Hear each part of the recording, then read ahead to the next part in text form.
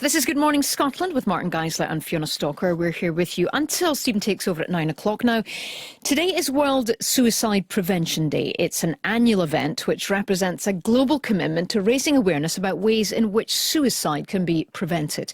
It's a significant day for many people, including Kevin Mullin, whose older brother Alan took his own life in 2007. After leaving the army, Kevin started using hypnotherapy to help others who were struggling with their mental health. Well, one of those people is Rebecca Clark, a young woman dealing with anxiety whose life dramatically changed when she started working with Kevin. They're both with me this morning. Good morning to both of you. Good morning. Good morning. Kevin, tell us about Alan and what impact his death had on you. My brother was my hero. He was from the day I was born to the day he left this planet. And I looked up to Alan each and every day of my life. Every time I struggled, he was there. Every time I fell, he picked me up. Every time something went wrong, he was on call to help me, because our childhood growing up was tumultuous, to say the least. We had a father who left the home early due to domestic violence, and a mother who unfortunately had no other way to deal with that than turning to alcohol. And she turned to alcohol quite heavily each and every day. And funnily enough, one of my earliest childhood memories was my brother holding my mother on the floor and prizing her jaw open as we poured salt water into her mouth, because she took all the pills because she didn't want to be here, and she couldn't cope with not being married, and she couldn't cope with being a single parent.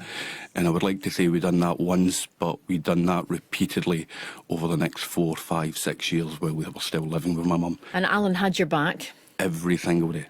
Okay, and what impact did his suicide have on you, and how did you move on from that, in some sense? When my brother passed, it hit me like a train. I wasn't expecting it, because the strongest person in the world to me was my brother. And for him to do what he'd done, I just couldn't get my head around it. And I started to ask a lot of questions. I asked a lot of questions of the NHS mental health system, and I would say they failed, but they catastrophically failed at every single turn. So I looked at that avenue. I then looked at conventional therapy. I looked at conventional coaching. I looked at conventional things that were designed and put in place to stop people doing what my brother done. And I decided that what I'd seen out there in the market and what I'd seen with the NHS just wasn't working. They were using things like cognitive behaviour therapy, for example. Interesting fact about cognitive behaviour therapy: it was created in 1961 and it was employed in the NHS in 2004, and still it's employed, and it's the main go-to thing today, essentially. And we're using a therapy from 1960 to deal with people today that struggle with their mental health each and every day. But you're using hypnotherapy, is that right? I'm using not traditional hypnotherapy, I have to say. Traditional hypnotherapy hasn't changed much since its conception, back when we were looking at animal magnetism and all the good things that went with it. I use a very streamlined approach, because hypnotherapy is good, but there was still a lot to it that was not really streamlined, not really direct, and I wanted to create something that was much more fast, much more effective, much more direct, safe and long-lasting. And that's why I streamlined hypnotherapy, can put it in with neuro-linguistics programming, and that's where I created the Serenity approach that I use each and every day to save thousands of lives all over the country. Well, I'm going to bring in Rebecca here. Rebecca, thanks very much for being with us. You suffer from anxiety. If you don't mind briefly telling us how that affects you, how it manifests and impacts in your life. Yeah, so I kind of started when I went through like bullying and stuff, which happened like over the course of like 3 years, and I ended up having to like move house and move school and all that. And at one point it was like really bad, where I didn't want to leave my house because I lived on a small island, so I knew that like I couldn't avoid anyone and I would see someone. So it led to me just not wanting to go out, which then eventually led to depression, because like I was like in the house staring at 4 walls all the time, so it wasn't really good for my mind, and all I had was like bad thoughts. And then it got to like the summer of 2018 where it was like my lowest point. I had to take someone everywhere with me. I would never be able to go out myself.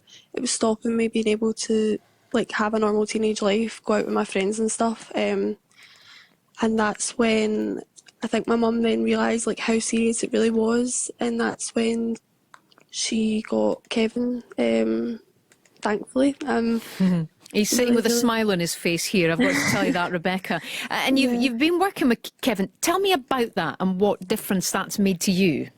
Yeah, so we had, I think it was 4 sessions of the hypnotherapy, and it honestly drastically changed my life. Like, I think by like the 4th session, I remember sitting with my mum and thinking like, I just had this all of a sudden feeling that like I could go out myself, which for others it might be completely normal to go out for themselves, but for me I thought like I could never imagine doing that like a few weeks before, and then after the sessions it was just, I felt this like immediate change of independence, and ever since then, that was 2019, and ever since then I've just changed. Like, I'm so independent now, and if I said that to myself back then, how I'd be now, like I would not believe myself. And That's it's, incredible. yeah, it's Kevin, just already explain to different. us what work you did with Rebecca. I just want to paraphrase something Rebecca said, actually, and she said it was like an instant change.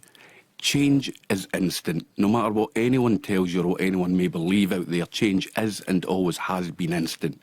It's the worry, it's the fear, it's the procrastination, it's the looking at it that takes a long period of time. But when you actually decide to do something about it, when you decide to make that change is always going to be instant. And I think it took around 3 minutes with me sat in front of Rebecca before she felt that initial hope that something's different here. Something can be changed here. I believe what this guy's saying to me. I believe in myself, actually. So after about 3 minutes, she could see her eyes start to light up. Her shoulders dropped all the way down. She started to relax a little bit, and, you know, she just started to let it out. She started to talk freely. She started to tell me what was hurting her, where she was now. What I don't do is I don't do regression. I don't believe in my practice, and my therapists don't believe that you have to get worse to get better. You don't need to go down to go up. You don't need to go back to go forward. And what you certainly don't need to do is relive every traumatic moment from your past, because when you understand the evolution of emotion, how it is created, how it is manifested, you will discover, for example, a word will create that thought. Now, it's the thought that creates the feeling, and the feeling will dictate that behaviour. Rebecca, I can see how passionate Kevin is about this. He's sitting in front of me in the studio. There will be people listening to this who are struggling with their mental health. The pandemic has been difficult for people in so many ways. So many people have struggled that I've spoken to who I would say normally are quite resilient. What would your advice be for people who are listening to this, who are struggling with their own mental health? I would say the main thing is just not to give up, because I know how hard it is, like when you're in that point and you think there's like no way out and it's going to be like that forever, but like it honestly isn't. And especially like there's definitely help out there. Like Kevin, for instance, he has honestly completely changed my life, and like if I didn't get the help of him, I wouldn't be where I am now. And I think it's definitely important for everyone, like, not to keep it in, and definitely tell someone like what you're going through, whether it be a family member, a friend, anyone, just to like get it out. And I think it's important, and it's easier said than done, but as Kevin said, he made me realise that like anxiety is just a feeling, and like you are in control of that. And I think if you really think about that and remember it, it does definitely help you see the outlook of it. So it's inspiring hearing from you, Rebecca. Kevin, just briefly, again, just I suppose to sum up, there will be people listening to this who are struggling, who've maybe not taken that step. What would your advice be to them? I want to speak directly to the person that's listening today that sat there with thoughts that are so powerful, so strong, that they create this negative emotion we call sadness, fear, depression, anxiety, whatever you want to call it. And I want to tell you this, I've got you. Because you see, your now is not your forever.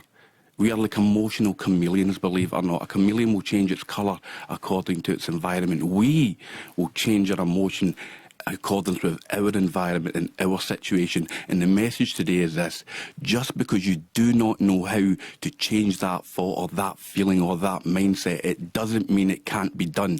After all, you didn't know how to walk. until someone showed you.